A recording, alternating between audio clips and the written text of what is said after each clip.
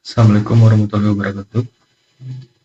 Perkenalkan, nama saya Chandra Gunawan, NPM 233507078.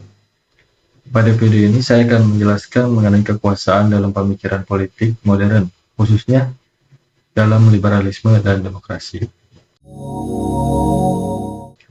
Pemikiran politik modern muncul sebagai respon terhadap bentuk kekuasaan lama yang bersifat absolut dan tidak terbatas, terutama pada masa monarki di Eropa.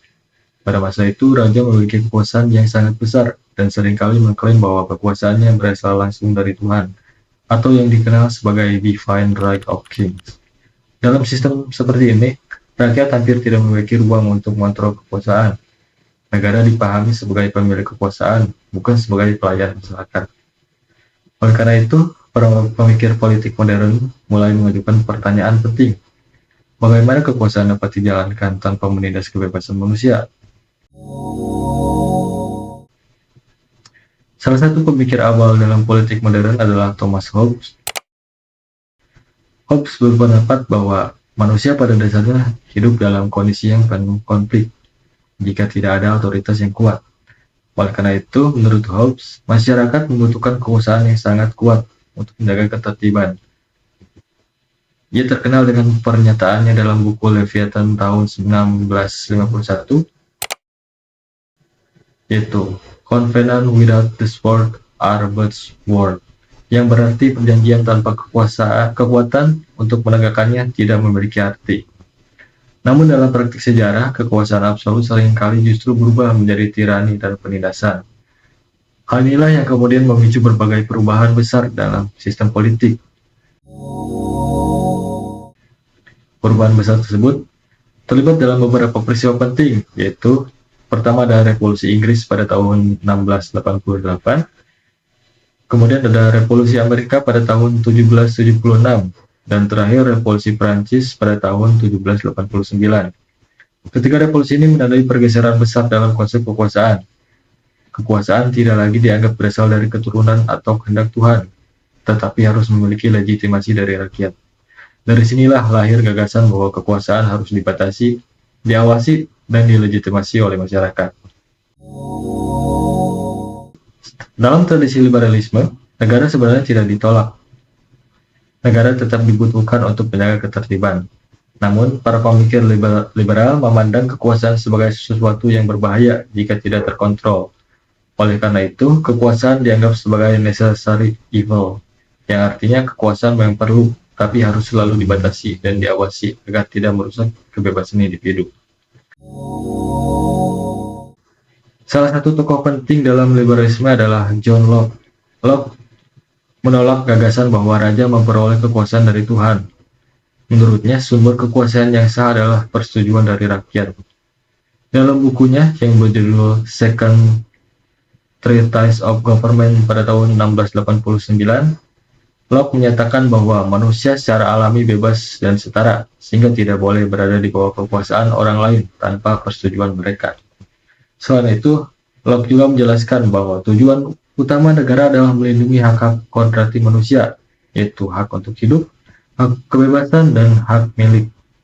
Jika negara justru melanggar hak tersebut, maka rakyat memiliki hak untuk melawan kekuasaan yang tidak sah.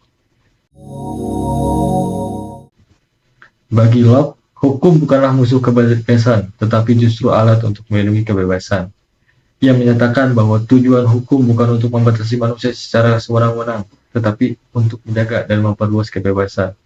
Dengan kata lain, kekuasaan hanya dianggap legitimasi jika digunakan untuk melindungi hak-hak rakyat. Pemikir politik liberal berikutnya adalah John Stuart Mill. Mill hidup dalam masa ketika sistem demokrasi mulai berkembang. Ia tidak lagi terlalu khawatir pada raja, tetapi pada tirani mayoritas. Menurut Mill, kekuasaan negara hanya boleh digunakan untuk mencegah seseorang merugikan orang lain. Prinsip ini dikenal sebagai harm principle.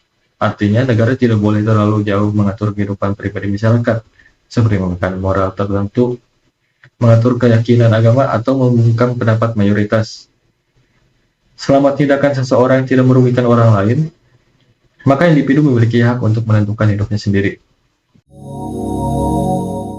Dalam perkembangan selanjutnya muncul konsep Demokrasi modern.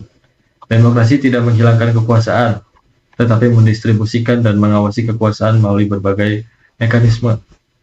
Salah satu gagasan penting dari Montesquieu adalah yaitu yang mengusulkan konsep pemisahan kekuasaan atau separation of power.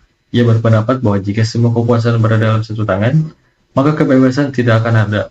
Oleh karena itu, kekuasaan negara harus dibagi menjadi tiga, yaitu legislatif, yang membuat undang-undang, eksekutif yang menjalankan undang-undang, dan yudikatif yang mengadili pelanggaran hukum. Pembagian ini bertujuan agar kekuasaan dapat saling mengawasi satu sama lain. Kemudian ada pemikir modern Robert A. Dahl memperkenalkan konsep polikrasi. Menurut Dahl, demokrasi bukanlah sistem yang sempurna, tetapi sebuah sistem yang memberikan kesempatan kepada warga negara untuk berpartisipasi dalam politik, mempengaruhi keputusan pemerintah, dan mengawasi para pemimpinnya. Dalam sistem demokrasi, kekuasaan harus dapat diperebutkan secara terbuka, diawasi oleh publik, dan dipertanggungjawabkan kepada rakyat. Dalam sistem liberal demokratis, kekuasaan diawasi melalui berbagai mekanisme seperti pemilu sebagai sarana legitimasi dari rakyat, kemudian parlemen yang mengawasi pemerintah, media yang memberikan transparansi informasi, masyarakat sipil yang memberikan tekanan politik, serta hukum dan konstitusi yang menjadi batas normatif bagi kekuasaan. Semua mekanisme ini bertujuan untuk memastikan bahwa kekuasaan tidak disalahgunakan. Sebagai kesimpulannya, dalam tradisi liberalisme dan demokrasi modern, kekuasaan dianggap sah bukan karena kekuatan atau paksaan.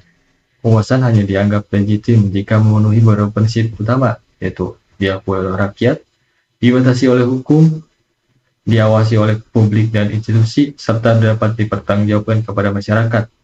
Dengan demikian, kekuasaan dalam sistem demokrasi bukanlah alat untuk mendominasi masyarakat, melainkan sarana untuk melindungi kebebasan dan hak-hak warga negaranya.